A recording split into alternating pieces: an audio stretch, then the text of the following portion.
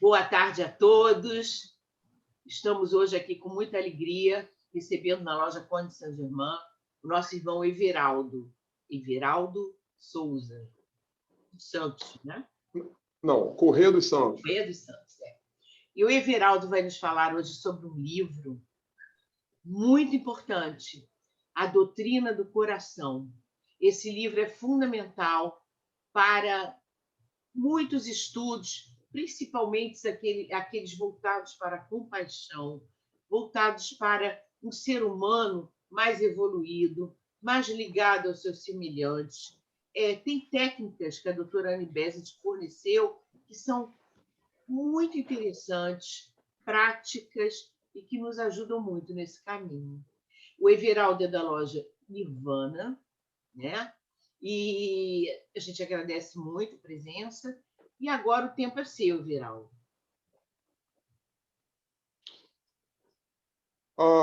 Obrigado, Regina.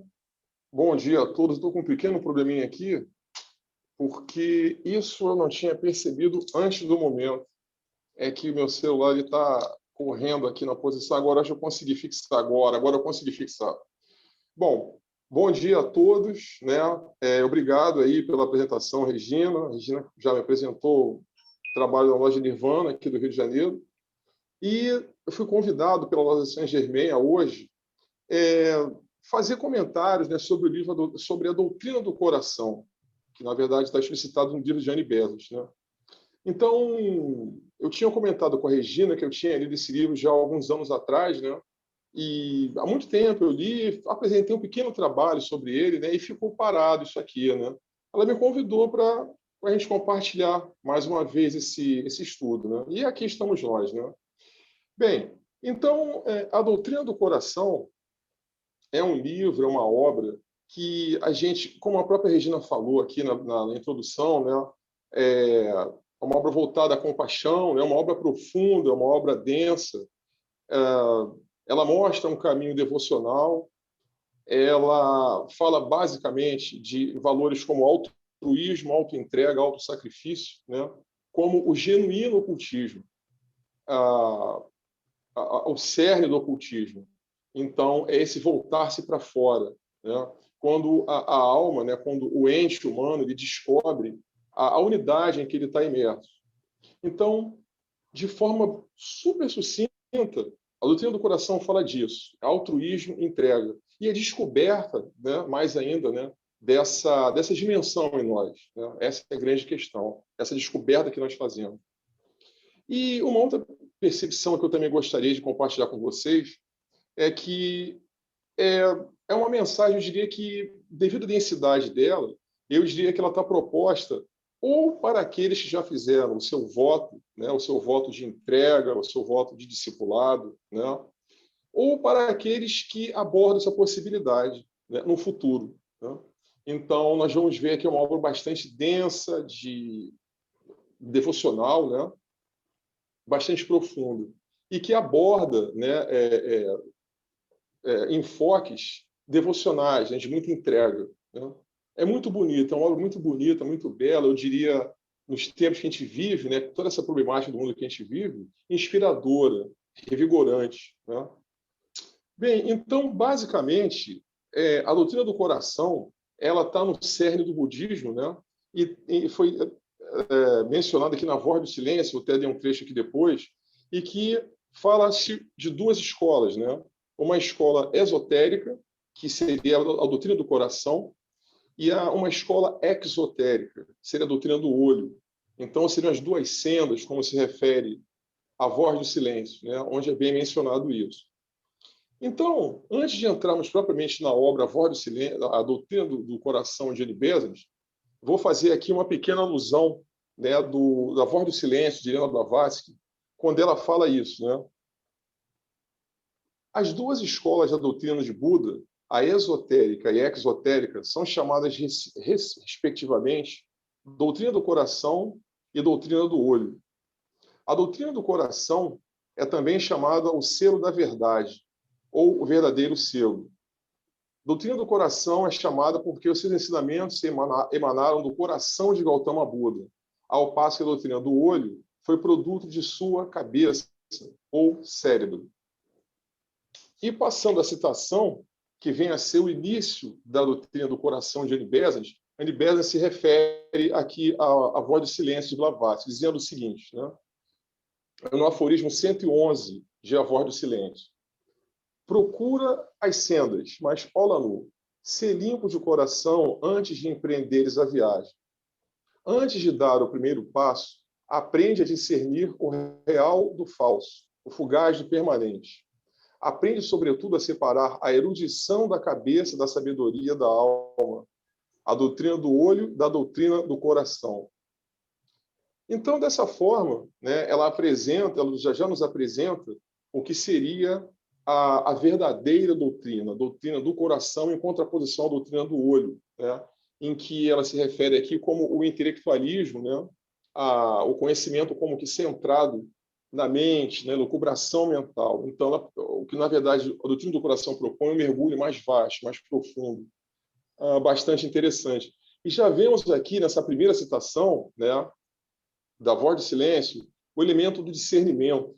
Né? Logo aqui já está implícito. Aprende a discernir o real do falso, o fugaz do verdadeiro, a doutrina do coração da doutrina do olho. Então, logo no início, a gente já vê o papel do discernimento espiritual, né? Essa ferramenta com a qual nós iremos fazer nossas escolhas ao longo da vida, né? Sobre o caminho a seguir, onde depositar nossa energia, nossa concentração. Então, o primeiro conceito aqui já é o discernimento, né? Logo na introdução da obra. Bem, o que eu pensei em fazer aqui? Como é uma obra com muita densidade, né, eu pensei em fazer um compilado, né? Mas depois eu desisti e optei por fazer pequenas leituras de pequenos trechos e comentar sobre eles. Eu acho que a gente vai aprender muito mais da obra, né? Até porque eu não sei se eu conseguiria fazer um compilado de uma obra dessa densidade aqui. Então, logo a primeira citação aqui que eu separei para a gente estudar juntos, fala assim, logo no início, né? Sob o título da Doutrina do Coração, apresentamos neste texto uma série de ensaios que consistem principalmente de cartas recebidas de amigos indianos. Elas não são apresentadas como provenientes de alguma autoridade, mas simplesmente reúnem pensamentos que alguns de nós consideram úteis e que, portanto, desejamos partilhar com os demais. Destinam-se apenas àqueles que resolutamente buscam viver a vida superior, e especialmente aos que sabem que esta vida conduz ao ingresso definitivo no caminho do discipulado, sob a orientação dos irmãos superiores. Os pensamentos contidos nessas cartas são pensamentos que pertencem a todas as religiões. Eu achei isso muito interessante, né?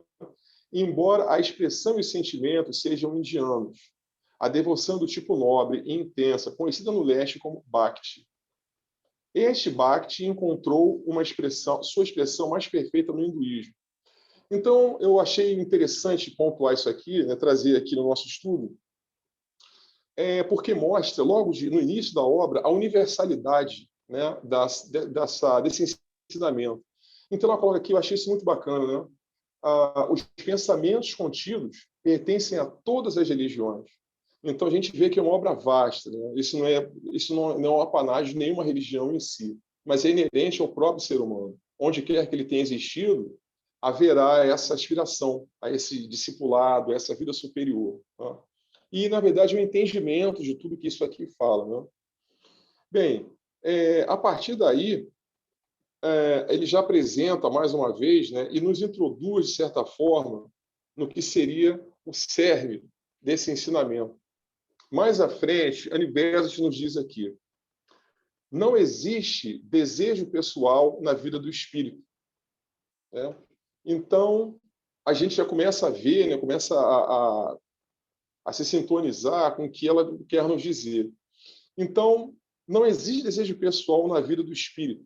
Então, logo mais ela discorre, fala bastante sobre isso, mas, a rigor, ela aponta aqui para a unidade, né? Para o sentimento de fraternidade. É muito difícil para a gente aprender, porque a nossa vida é centrada na nossa personalidade, na nossa identidade pessoal. E essa é uma obra que tenta apontar para o estudante, para o aspirante, que há uma vida de um caráter diferente dessa ordinária que nós vivemos, né? E ela está ligada à fraternidade. Como ela diz aqui, não existe desejo pessoal. Então, remete àquele altruísmo que foi mencionado logo no início, né? Então, veja, né? De alguma forma, a autora aqui ela nos mostra que, ora, mas o que será? É algo enigmático, né? Então, desejo pessoal, não existe desejo pessoal, nos leva a essa questão, né? Deve haver uma fraternidade. Essa vida vivida a um nível mais profundo, ela fatalmente ela vai nos mostrar uma teia, né? Algo que talvez para o intelecto seja difícil de perceber, né? Uma fraternidade que está em nós mesmos, né? E que é tão difícil perceber, visto que a nossa vida está calcada na nossa personalidade, nossos desejos pessoais. É isso que ela mostra o tempo todo com muita ênfase, né? Mas é um trabalho lento, né? Do nosso apercebimento dessa realidade. Mais à frente, eu coloquei aqui, né? Eu coloquei como um subtítulo para mim, como uma exortação, e que vou compartilhar com vocês aqui. Então, ela coloca assim: quando a mente torna-se novamente sensível, reconhece com surpresa e alegria como o trabalho espiritual tinha estado em franco progresso, embora sem a conscientização dos detalhes. Conhecemos a lei. No mundo espiritual, noites de maior ou menor horror invariavelmente seguem-se ao dia, e os sábios, reconhecendo a escuridão como a consequência de uma lei natural, não mais se afligem. Eu fiz uma comparação desse trecho aqui com o princípio da polaridade do Caibalion, dos princípios herméticos, onde é dito que o princípio da polaridade nos diz, né? Tudo é duplo, tudo tem polos, tudo tem o seu oposto. O igual e o desigual são a mesma coisa. Os opostos são idênticos em natureza, mas diferentes em grau. Os extremos se tocam, todas as verdades são minhas verdades, todos os paradoxos podem ser reconciliados. Então, nessas palavras de Annie Besant, me levou, né, me remeteu a esse conhecimento do Caibalion também, o princípio da polaridade. E isso tem consequências muito práticas, né, isso é muito efetivo quando a gente começa a abordar, né, essa possibilidade, né? Porque isso faz com que possamos transmutar em nós mesmos opostos aparentemente inconciliáveis. Ela fala, né, ou melhor, no Caibalion, fala quando compreendido, né, essa lei, esse princípio, ela fala da transmutação do ódio no amor, para não citar outros exemplos, né? Então, quando compreendemos, né, que a nossa vida na personalidade ela está sempre imersa nessa polaridade, nós não percebemos, então nós vivemos geralmente transitando nessa linha, né, de um polo ao outro, e sem o sentido de conexão desses eventos, né? Quando nós percebemos isso, nós já estamos a caminho da transmutação, de trabalhar efetivamente em cima desses polos opostos, né? E entender que, a rigor, eles vão se complementar e vão se harmonizar. Bem, esse é um trabalho dessa percepção a nível profundo. Então, ele fala aqui do calor e do frio, né? Uma exemplificação do nosso mundo ordinário, nosso mundo físico, né? O calor e o frio, né? Onde termina um, onde começa o outro. A rigor, né, o que nós entendemos, né, de forma fragmentada como calor e frio, faz parte de um mesmo fenômeno, né, que, graduado, ele vai nos informar sobre se sentimos calor ou frio, mas a rigor a informação é a mesma, a informação da temperatura. Quando nós entendemos isso na nossa vida interior, isso tem uma consequência enorme, né? Porque a gente vai começar a aprender a trabalhar sobre esses opostos, né? Essa nossa eterna vivência nos opostos de nossas emoções, né? Então é isso, né? Eu diria que a Annie Besant aqui ela transcorreu sobre o princípio da polaridade do Caibalion, em outras palavras, né? E ela fala aqui também de uma forma assim espetacular, né? A vida espiritual e o amor não se exaurem pelo uso. O gasto apenas faz com que o estoque aumente, tornando-o mais rico e intenso. Então, isso aqui, né, esse trecho, ele me lembrou, né, de um conceito que eu li há muitos anos atrás, dos bens espirituais, dos bens materiais. Então, os bens materiais, pela sua própria natureza material, né, ele, ao ser dividido, ele diminui. Então, se eu tenho um pedaço de pão, um copo com água, valor, patrimônio, né? Quando eu divido, ele diminui. É natural, né? É natural do nosso mundo material. Mas os valores espirituais são diferentes, né? Ele fala aqui, né? O gasto faz com que o estoque aumente, tornando mais rico e intenso. E isso é verdade, né? Se eu tenho alegria, né? E consigo transmitir essa alegria para alguém, eu vou ter mais alegria no ambiente. Ele não diminui. Pelo contrário, vai aumentar. Da mesma forma, o amor, né? Quando eu consigo transmitir esse sentimento de amor para alguém que estava necessitando, o amor aumenta também. Assim é a paz também. Então a gente vai ver que os princípios espirituais são assim, os valores espirituais são assim, eles aumentam à medida em que é dividido. A luz também, né? Quando eu acendo uma vela, outra vela, eu não tenho mais um pavio aceso, eu tenho dois ou mais. Então a gente vê que a natureza do mundo espiritual ela tem algo de diferente do nosso físico, né? Isso também é interessante, é importante que aprendamos isso, né? Que meditemos sobre isso aí. O que é espiritual, ele só aumenta à medida em que é dividido, em contraposição aos bens materiais, que diminuem, eles escasseiam. Então, a compreensão, né, dessa vida espiritual e o amor que não se exaurem pelo uso também é fantástico, né? Quanto mais eu dou, mais eu terei, né? Todos ganham com a divisão desses bens espirituais, né? Então, a gente percebe, então, que essa doutrina do coração ela está baseada exatamente na percepção dessa vida interna, né? De uma forma mais profunda, de uma vivência direta.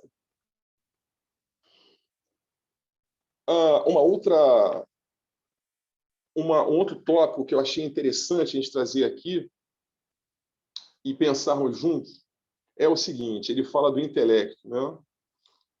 Olha o que é dito aqui. As funções do intelecto são meramente a comparação e o raciocínio. O conhecimento espiritual está muito além do seu alcance. Provavelmente, você está satisfeito com as sutilezas intelectuais existentes no seu ambiente atual. Mas, apesar de tudo, o mundo é somente uma escola, uma academia de treinamento. E nenhuma experiência, seja dolorosa ou ridícula, é desprovida de utilidade e valor para o homem previdente. Os males que enfrentamos tornam-nos mais sábios, e cada erro que cometemos auxilia-nos para o futuro. O karma, como ensinado no Gita e no Yoga Vaisista, significa atos e vontades provenientes de vasana, ou desejo.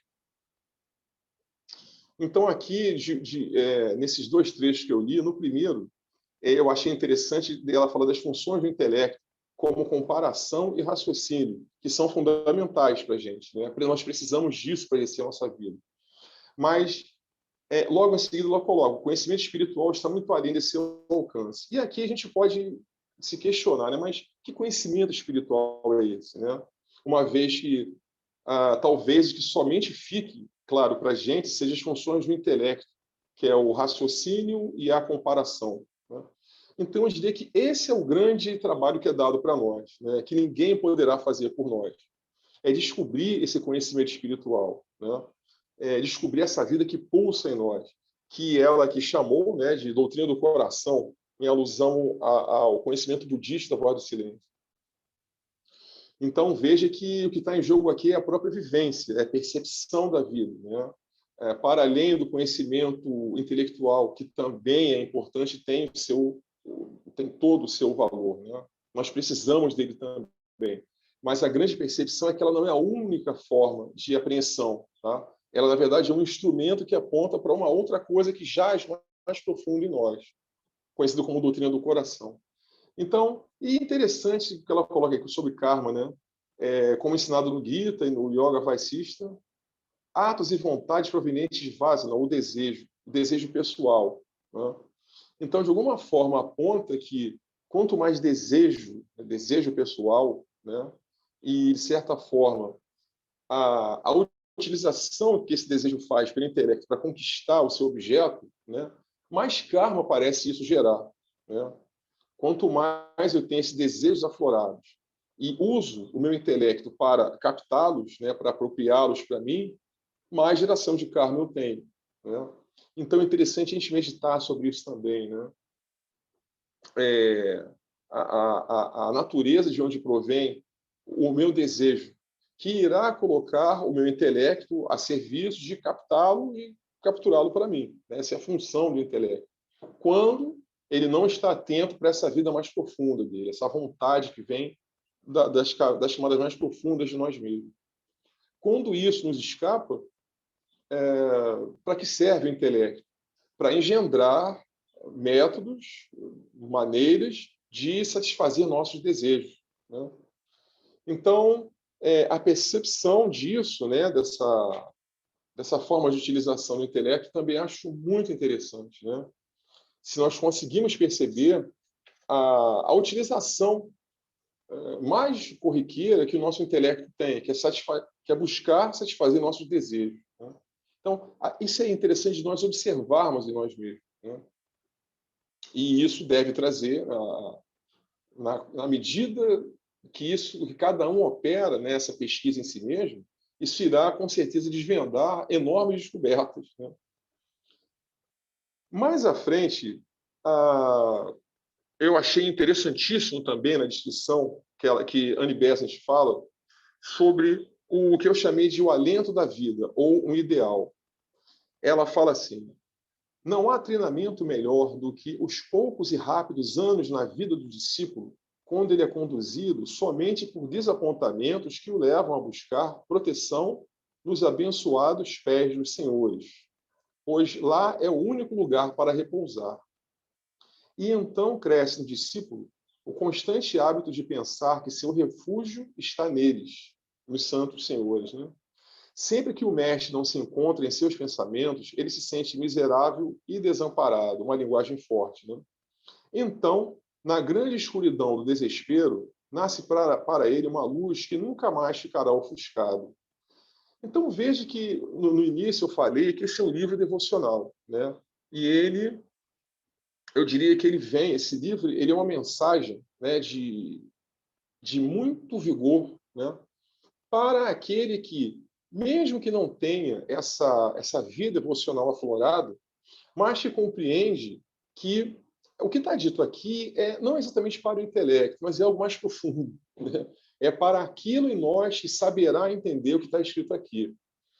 E eu chamei isso de alento da vida, ou ideal, né? Ele fala de que o único lugar para repousar é aos pés do Senhor, né?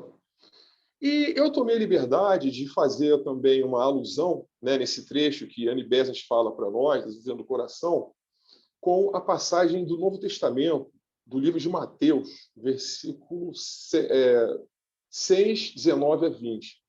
Todos nós aqui já conhecemos isso aqui, mas eu vou ler aqui para que nós nos lembremos de como esse conhecimento profundo ele está em todas as verdadeiras escolas, todo o conhecimento verdadeiro. Jesus diz aqui em Mateus, né? Não ajuntei para vós tesouros na terra, onde a traça e a ferrugem os consomem e onde os ladrões minam e roubam. Mas ajuntai para vós tesouros no céu, onde nem a traça nem a ferrugem os consomem e onde os ladrões não minam nem roubam. Porque onde estiver o teu tesouro, aí estará também o teu coração. Veja, né? O que Jesus diz aqui, né, sob uma ótica cristã, no Novo Testamento, é o que está dito aqui, né, por Annie Besant, nessa visão hinduísta, né, como ela falou, né, são cartas de hinduístas que ela sistematizou e colocou nessa obra, nesse livro, né, A Doutrina do Coração. O único lugar para repousar é aos pés do Senhor, né? Na grande escuridão do desespero nasce para ele uma luz que nunca mais ficará ofuscada. E ele ainda prossegue aqui: aqueles cujos olhos penetram no futuro distante, velado aos olhos mortais, têm feito e farão o que é melhor para o mundo. Então, eu achei interessante, quando eu li esse trecho aqui, peraí, eu já ouvi isso de uma outra forma. Aí fui, puxa, isso está na Bíblia, né, no Novo Testamento. Aí eu fui pesquisar e vi aqui em Mateus, né? Então veja, né, o que Jesus fala, né? Não juntar tesouros onde há na terra, onde há traça, ferrugem e ladrões, né? Esse tesouro deve ser juntado em algum lugar, né, que ele chama de céu, né, onde não há isso, né, não há tesouro, não há ladrões, nem traços, nem ferrugem. Ele fala aqui que o lugar de onde se deve descansar, o único lugar para repousar é os pés do Senhor. Então, mais uma vez, a gente vê aqui a universalidade desse conhecimento. Está dito também por Jesus no Novo Testamento o que ela disse aqui. Né? E, mais uma vez, né, aponta para que indica para a gente, né, para o estudante, para o aspirante, essa questão da busca, né? Onde estará esse céu? Né? O que é esse céu? Onde estará? Ele está ao meu alcance? O que eu posso fazer? Ele só está ao alcance dos grandes seres já iluminados? Eu posso começar minha busca sobre ele? Como vou fazer isso? Né? Se é que eu acredito que isso possa existir, há um método para isso, né? Para corroborar o que está escrito aqui, porque a nossa tendência enquanto personalidade é entender que tesouros são guardados aqui, né?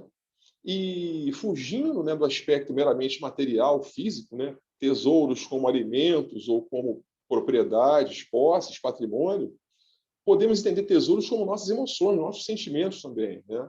Então, muitas vezes, aquele determinado sentimento que eu tenho por alguém, por alguma coisa, aquela coisa mais emocional, é também guardar onde há traças de ladrões, né? Ou meus pensamentos de uma ideia que eu julgo ser original, que eu guardo para mim com muito louvor, com muito orgulho, também pode ser demolido, né? E eu posso ser confrontado e destruído, né? Naquilo que eu tenho de mais caro, né? Que é uma ideia, um pensamento que eu julgo ser meu e minha senhora, eu digo. Ali também há ladrões e traças, né? Então, é interessante que, bom, deve haver, então, um lugar que está além disso tudo, né? Além dos bens materiais, da comida estocada, de um pensamento que eu julgo ser meu e me orgulho disso, guerreio por isso, né? Há tesouros a serem guardados numa outra região, onde realmente ali não existe isso. Né? Então, é mais uma sugestão, né, que eu achei interessantíssimo de nós buscarmos. Né? Então, ele diz, onde está o teu tesouro, e também estará o teu coração. Né? Isso eu acho, bastante profundo, né? Bastante simbólico. Né?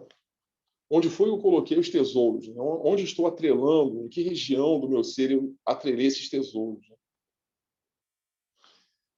Bem, prosseguindo aqui, uma outra passagem aqui dessa obra, A Doutrina do Coração, também que eu achei interessantíssimo, né? Para a gente meditar juntos. Né? Eu chamei de uma exortação. Né?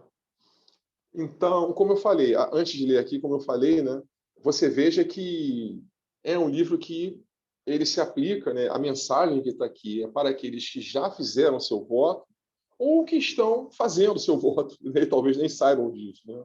Estão consagrando suas vidas de alguma forma que seja, né, interior, né, para que isso se desvende cada vez mais e mais. Né?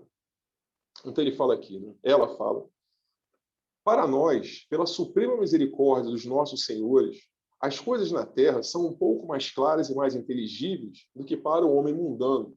Por isso ficamos tão ansiosos para devotarmos a energia de nossa vida ao serviço deles, desses senhores. Um cético diria, com grande desprezo, que toda atividade, caridade, benevolência, patriotismo, é puro mercantilismo, uma questão de dar e receber. Mas o aspecto mais nobre, que mesmo esta ridicularizada honestidade mercantil representa, a visão superior, está além do alcance visual daquele que escarnece. Assim, ele ri e despreza a honestidade, rotulando-a de mercantilismo. E o mundo, todo e sem coração, sedento de um pouco de diversão, ri com ele, chamando-o de companheiro astuto e espirituoso. Se olharmos a superfície dessa nossa esfera maravilhosa, encontraremos tristeza e melancolia espalhadas entre as almas. E o desespero paralisará todos os esforços para melhorar esta condição. Mas ao olhar mais abaixo, todas as inconsistências se desfazem. Tudo parece belo e harmonioso. e o coração bate vigoroso e torna-se alegre, abrindo generosamente seus tesouros ao universo circundante. Por isso, não precisamos nos sentir desanimados diante de um sinal assustador e nem lamentar pelas loucuras e cegueira dos homens entre os quais nascemos. Então, irmãos, eu achei interessante trazer esse trecho aqui, né, dentro dessa doutrina, dessa desvendar da doutrina do coração que ela coloca, porque, por exemplo, dentro desse trecho que eu li aqui, pode estar a razão da própria OTS. Né? A razão, o motivo básico de existir da OTS, ela pode estar aqui. Então, no meu entendimento, né, por mais ele fala aqui que as pessoas riam, se escarnecem, riem, desprezam, né, da honestidade, né? Por mais que o irmão que se lance a esse trabalho da OTS, que é um trabalho de ajuda, de honestidade, né? Não importa, né? É para ser feito, né? E um olhar mais abaixo, todas as inconsistências se desfazem, tudo parece belo e harmonioso, o coração bate vigoroso e torna-se alegre. Eu chamei isso, né, no meu entendimento, foi assim, veio na minha mente a palavra exortação aos que trabalham nessa senda. Porque muitas vezes, né, alguns trabalhadores, não a todos, né, ainda somos assaltados por aquela dúvida, mas será que vale a pena fazer isso? Né? Esse trabalho de auxílio ao irmão, né, que está calcado na questão da honestidade, trabalho de assistência, vale a pena? Isso tem alguma serventia, tem alguma validade? Né? É dito aqui que sim. Né? E eu achei interessante no final, né, quando ela diz aqui, não precisamos nos sentir desanimados diante de um sinal assustador e nem lamentar pelas loucuras e cegueiras dos homens entre os quais nascemos.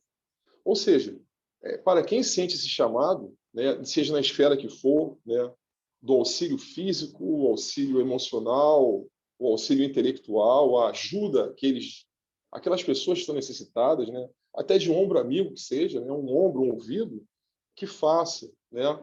Esse trabalho é importante.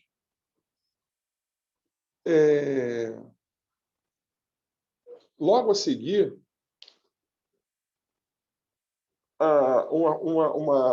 uma passagem também que eu achei assim fantástica, preciosa, né? Ela coloca a questão da evolução e esse trecho aqui ele é muito estudado por nós, né? Sob uma outra ótica, né? A ótica da evolução, a evolução da mônada, né? Ela coloca aqui em outras palavras, né? Mas assim muito interessante, né? Você sabe como a evolução se processa. Começamos sem nenhuma sensação. Gradualmente, nós a desenvolvemos e, em determinado ponto de nossa peregrinação, nós a possuímos em seu grau mais intenso. Esse já estamos no reino humano. Ela veio do reino mineral ao reino humano. Né? Então, onde a sensação ela atinge seu ápice. Né? Então, vem um período onde a sensação é encarada como maia, a grande ilusão.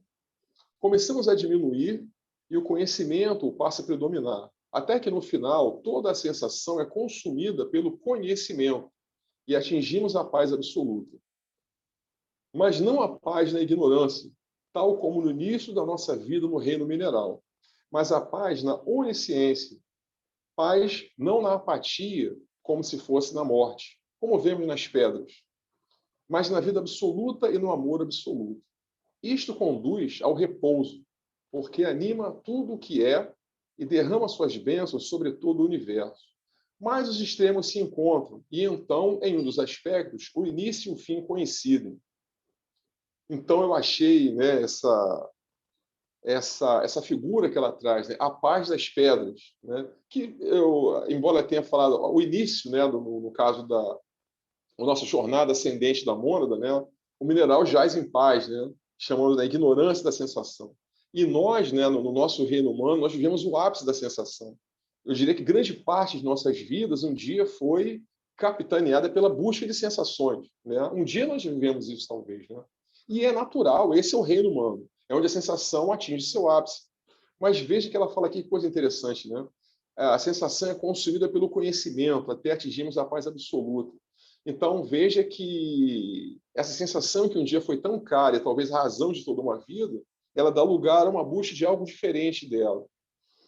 E E sim, aí sim, então essa paz é encontrada. E ela fala, né, que no final o início e o fim coincidem. Me lembrou daquele Ouroboros, né, aquele símbolo que está no dístico, no símbolo da sociedade teosófica, né? Aquela cobra, né, que se auto-engendra, consome a própria cauda, né? Mas aqui, mais uma vez, aqui vemos uma questão de ciclo sendo consumido, né? Ou seja, essa sensação que um dia foi a grande causa da minha vida, vai dando lugar a algo que já não busca mais isso, né? E o pleno conhecimento disso e a neutralização disso traz novamente essa paz que um dia nós já tivemos lá nesse reino mineral. E eu diria também, né, mesmo no reino humano, é quando você não busca conhecimento, né? Você vive uma paz ilusória, né? A paz que a ignorância traz, de uma forma figurada, né? Mas quando você não questiona, né, as grandes causas, os grandes conceitos do mundo, da natureza, você vive uma relativa paz, né? Uma paz totalmente incompleta, uma paz totalmente ilusória. Mas você tem a ilusão de viver em paz. Só quando você se lança à busca da, das causas, né? Dos sofrimentos e também das alegrias, né? Porque não só os sofrimentos a gente vai buscar uma razão, mas as alegrias também. Né? Então, você começa a se afastar desse mundo sensório, né? Que um dia dominou todo o nosso ser. Né? E outras causas vêm a serem buscadas. Né? Então, me trouxe, né, esse trecho me trouxe à mente a questão, o símbolo, um dos símbolos da nossa sociedade, né? a, a, o que engendra a própria cauda, né? Sinal de final de um ciclo. Né? Eu diria que talvez seja esse que nos espera, né? Esse fechamento completo de um ciclo, né? Esse ciclo humano. Bem, mais à frente, eu achei interessante aqui também, né, e de certa forma corroborando o que foi dito aqui agora, ela coloca da seguinte maneira, né? Nada poderá acontecer ao discípulo que não seja o melhor para ele, desde que se tenha colocado deliberadamente nas mãos dos benevolentes mestres. A casca de árvore lançada no mar revolto durante uma tempestade está mais em paz, é o que nós falamos aqui, né, do que a vida do peregrino no santuário do espírito. Uma vida pacífica significa estagnação e morte, para aquele que não adquiriu o direito à paz pela destruição completa do inimigo, a personalidade. Então, veja, né, esse trecho aqui corrobora o anterior. Né? Só haverá paz, né, quando essa personalidade, né, ela for devidamente colocada no seu lugar. Né? Eu não diria que ser aniquilado ou morta, eu não usaria esses termos, que em alguma literatura filosófica a gente encontra, mas eu diria que ela seja colocada no seu devido lugar, né? Que ela tenha o seu devido espaço e que seja usada apenas na sua funcionalidade. Né? Somente, nada mais do que isso. Uma funcionalidade de algo muito mais elevado. Né? E que, de certa forma, essa personalidade usurpa esse verdadeiro engendrador da personalidade. Então, essa é uma visão, um enfoque que eu acho muito interessante. Viu que lá atrás ele falou que não há desejos pessoais na vida do espírito, né? Veja como essas coisas vão se comunicando entre si, né? Então, ela colocou dessa forma, né? A vida pacífica significa estagnação e morte, para aquele que não adquiriu o direito à paz pela destruição completa do inimigo, ou seja, né? A paz ilusória que a ignorância traz, né? E todos nós sabemos, né, que de certa forma, né, a nossa missão, eu diria, né, a nossa funcionalidade no mundo é buscar, né, exatamente esse algo em nós perdido, ou desconhecido, ou pouco conhecido. Né? E talvez, né, conforme diz essa literatura, só ele seja realmente o doador da verdadeira paz. Né? Aquela paz que não pode ser compreendida, como diz a literatura teosófica também. Né? E reforçando aqui, né, tudo que acontecer para o discípulo, e aqui eu me arrobaria o direito de dizer, seja o discípulo em que estágio ele estiver, né, e tendo feito aquele voto consciente e proponente, ou o discípulo que ainda está reunindo suas forças para fazê-lo de forma consciente, direta, né? Mas tudo que vem acontecer para esse discípulo, né, a rigor para todos os homens, né, mas é para o melhor para ele, né? É a melhor maneira dele desempenhar a sua função, a sua missão. A única diferença do discípulo é que ele talvez saiba disso, né? E o homem que não atentou para essa realidade, ele não sabe. Mas, a rigor, né, a vida é uma mesa posta para todos nós, do menos sábio ao semi-santo, né? A vida posta para ele, né, o karma que se apresentou a ele, é para que ele o viva da melhor maneira, né? E que cada situação é personalizada diretamente para ele, né? Uns vivem isso sabendo, outros vivem sem saber, mas todos viverão essa mesma realidade, né? Felizes os que sabem disso, né? Eu diria que caminharão mais rápido, conviverão de forma melhor, mais útil, mais proveitosa, com os chamados dissabores que a vida traz, né? Os infortúnios, os dissabores, as dores e tudo mais, né? Saberão conviver melhor e utilizarão muito melhor essas aparentes pedras jogadas no caminho, né? Bem, indo quase para o final aqui, né, desse nosso estudo em conjunto, umas palavras sobre sofrimento, né, que ela discorre sobre isso aqui, né? E eu diria que esse sofrimento enfatizado aqui por Annie Besant, né, nesse livro, eu diria que ele está talvez mais direcionado ao intelecto, né? Aquele que encara o sofrimento, né, como algo a ser evitado e que não deve acontecer e que é um erro, ou seja, o sofrimento é um erro, né? Então, eu diria que tudo que ela fala sobre sofrimento aqui, que são algumas páginas, eu diria que é para mostrar a esse intelecto, né, que, não, na verdade, só tomará o nome de sofrimento de acordo com o enfoque que você dá àquilo ali, né? Se você muda o enfoque, poderá ser uma tremenda aula, né? Uma tremenda demonstração de que, olha, isso aqui veio para você, pum, né, trabalhar e se debruçar sobre aquilo ali, né? Então, olha o que ela fala aqui, eu achei isso muito bacana também. Na verdade, se não fosse pelo sofrimento, que é o destino do discípulo que trilha com os pés sangrando o caminho, o discípulo, né, se desviaria e perderia de vista o objetivo para o qual deveria estar sempre atento, uma linguagem forte, né? A maia do mundo, né, a ilusão, o véu, né, a maia do mundo fenomênico confunde, enfeitiça, e a mim me parece que a eliminação da dor seria inevitavelmente seguida do esquecimento das realidades da existência. E com o desaparecimento da sombra da vida espiritual, sua luz também se acabaria. Desde que o homem não foi ainda transformado num Deus, é inútil esperar que ele esteja em alegria ininterrupta de felicidade espiritual.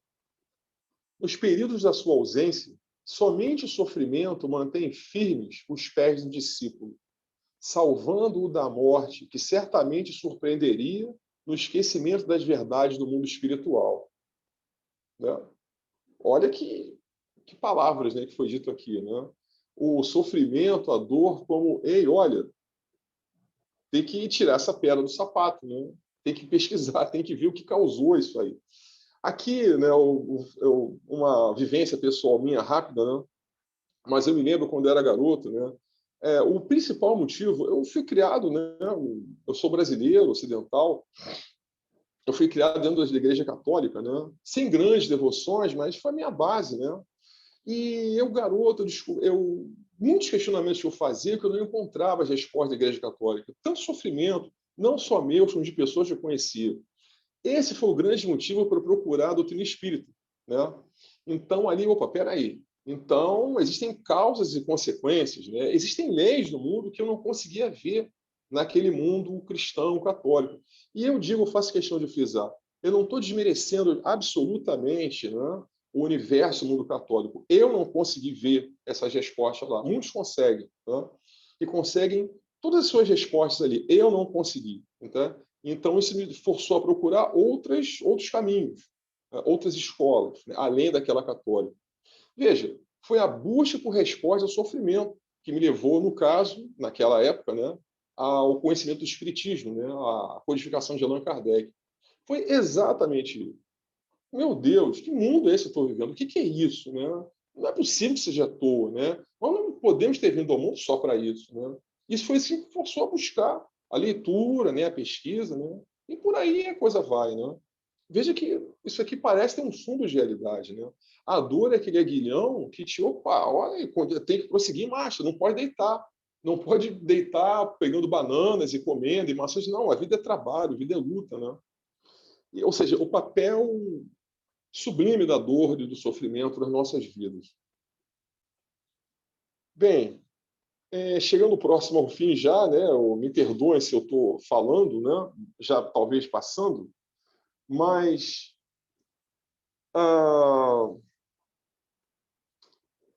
um penúltimo trecho aqui, né?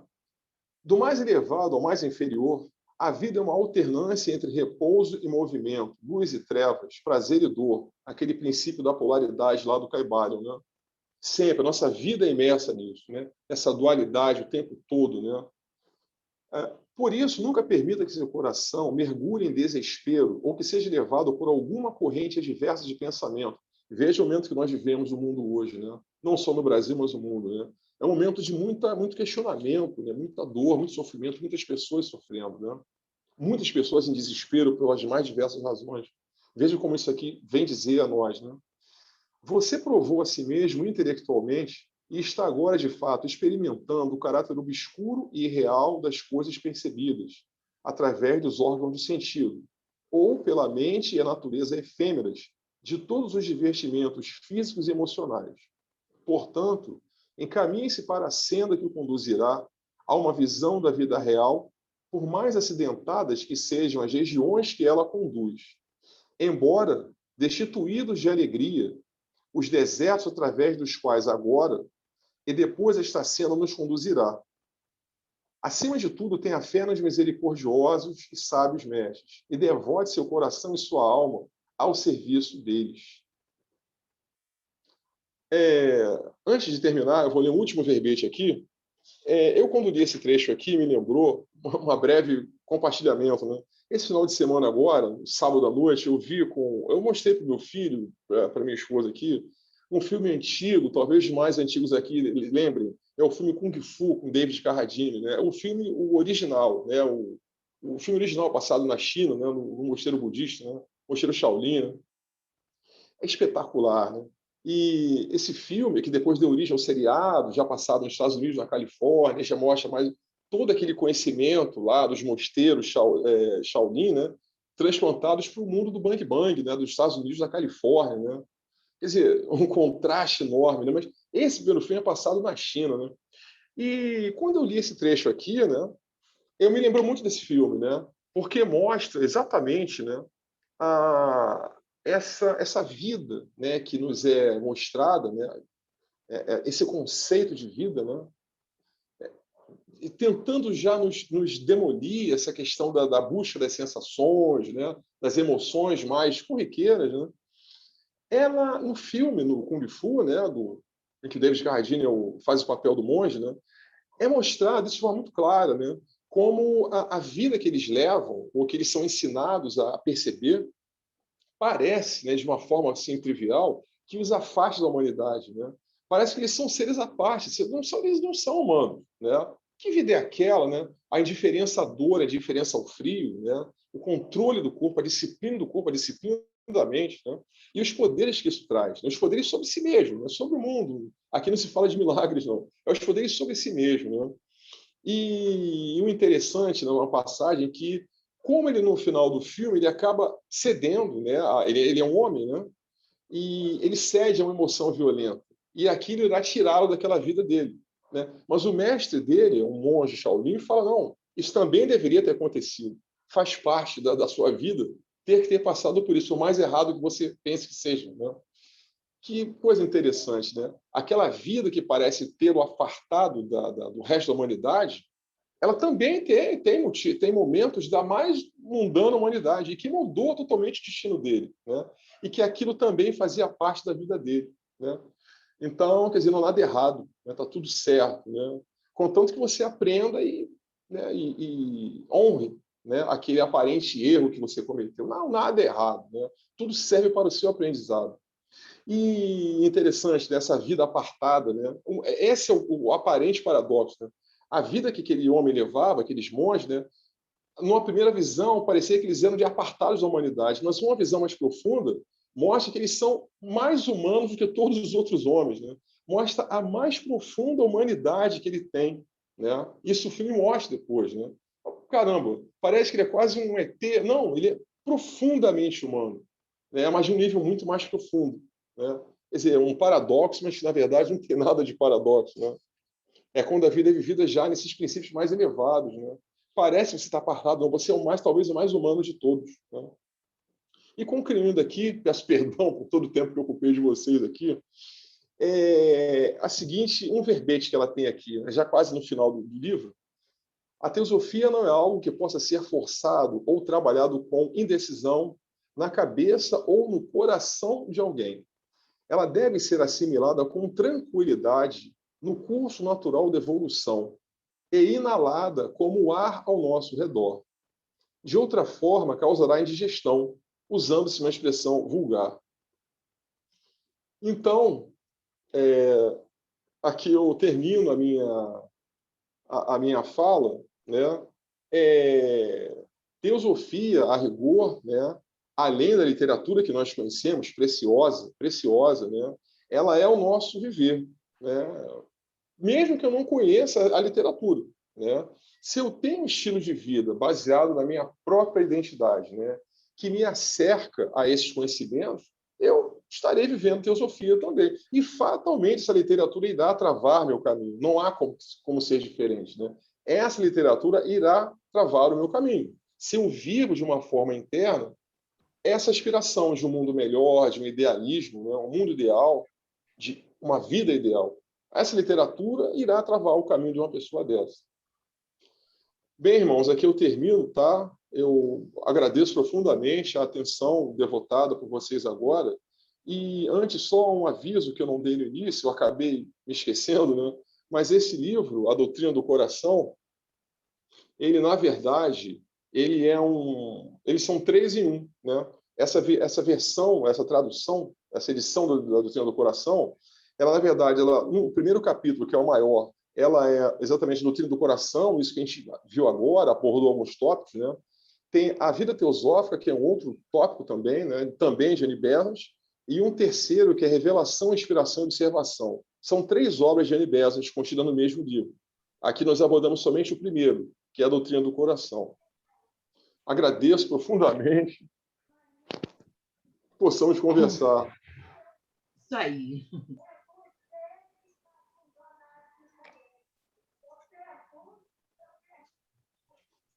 Alô, alô, vocês estão me ouvindo?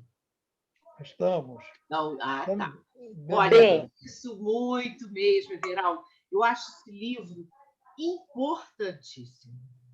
E, hoje em dia, a gente ouve muito falar mesmo, muitos estudos sobre essa questão do coração físico, né? A importância dele para nós, normalmente, na saúde, na compreensão e tudo. E há várias informações de que esse coração também é a sede espiritual. É o lugar onde o espírito tem a sua morada, vamos dizer assim. Não é à toa que, quando a gente morre, o coração para de bater. E a primeira coisa que acontece quando a gente encarna ou vai encarnar é que o coração começa a bater. Então, o coração é uma coisa muito importante. E a doutrina do coração, ela realmente exprime toda essa caminhada espiritual. Não tem caminhada espiritual sem coração. Isso não existe. Se você não tiver essa compreensão de coração, né, do que passa pelo coração, não tem como você caminhar nessa vida espiritual. E eu agradeço muito a você por ter trazido essa obra tão importante, embora tão pequena, né? A gente olha aquele livrinho assim, mas é uma sabedoria fantástica, muito clara para a nossa vida. Agradeço muito mesmo. Regina, me permite aqui, assim, dando sequência à tua fala, né? Remetendo novamente ao filme Kung Fu, né, uma passagem, você falou, me lembrou, né? Um dos ensinamentos que o mestre Po dá ao personagem do filme é que ele seja capaz, né, de, ao longo do dia dele, ele ouvir as batidas do coração dele, né? Quando você falou que o coração, quando você vive, é o primeiro a insuflar e a bater, né? E quando a vida se retira do corpo, ele para, onde é sinal de que a vida morreu. Né? Que interessante, né? O monge mestre, ele falava, ouça seu coração, mas eu vi minha batida mesmo, né? Ele está lá trabalhando o tempo todo por você e mantendo a seiva circulando, alimentando o seu corpo físico. E você sequer é capaz de perceber, de ouvi-lo, né? Há uma desconexão total entre a sua consciência e aquele órgão que está bombeando a seiva sagrada, né? Aí ele para, pensa sobre aquilo, né? Aí você falou agora, eu me lembrei, né? O coração, olha só, né? Se conseguimos perceber o nosso coração batendo, né? Andando, antes de deitar, tomando banho, ao se alimentar, ao meditar. Ao meditar é mais fácil, né? Mas eu digo no decorrer do dia, o dia ordinário mesmo, né? Quer dizer, há algo nisso aí, o que você falou, né? Há algo misterioso, entre aspas, nós sabemos o que é, né? Que liga esse coração físico a instâncias superiores de nós mesmos. Né? Até na hora de buscar essa conexão. as emoções e tudo mais, você tem que focar no coração, de alguma forma. É interessante isso, é que com outros nomes, né, o conhecimento eterno vai sendo adotado no dia a dia. Né? No treinamento de mindfulness, que é um tipo de meditação que está mais popular agora no Ocidente, é ensinado que a gente deve pensar com o coração e sentir com o cérebro, guiado pela respiração coerente que faça essa ligação. Aí, a princípio, a gente pensa, mas como assim? Como é que você vai sentir pelo cérebro e pensar pelo coração? Porque os estudos científicos já demonstram que há uma espécie de neurônios, de pensamento que pode vir do coração, e se a gente pensa, né, ou, aliás, sente com o cérebro, a gente tem controle das emoções. A gente, pelo racional, a gente consegue domar as emoções quando elas estão perdidas, soltas por aí. Ao mesmo tempo, quando a gente pensa com o coração, a gente tem muito mais sabedoria. Então, essa inversão, né, de sentir com o cérebro e pensar com o coração e ter a respiração harmonizando, que é justamente essa coerência, criando como se fosse um eixo que faz a ponte, né? É exatamente o que se fala agora na mindfulness. E é um conhecimento super antigo, né? Que vem com outro rótulo, mas é isso aí, a mesma coisa. Aliás, Everaldo, adorei você ter lembrado do Kung Fu do David Carradine. Nossa, como eu sou fã! Adorava o seriado, tudo mais. Bom, olha, gente, vou fazer o encerramento, mas só para parar a gravação. E vamos continuar conversando, tá? Ó vida oculta que vibras em cada átomo, ó luz oculta que brilhas em toda criatura, ó amor oculto que tudo abrange na unidade. Possa todo aquele que se sente no contigo saber que ele é por isso mesmo uno com todos os outros. Terminados os nossos trabalhos, que as bênçãos e a luz que recebemos se espalhem pelo mundo inteiro, auxiliando-lhe a evolução. Como diz o Dom Juan do Castanheda, o caminho tem que ter coração. E esse caminho tem coração. Por isso que nós estamos nele. Isso aí, eu vou encerrar então a gravação e vamos continuar debatendo.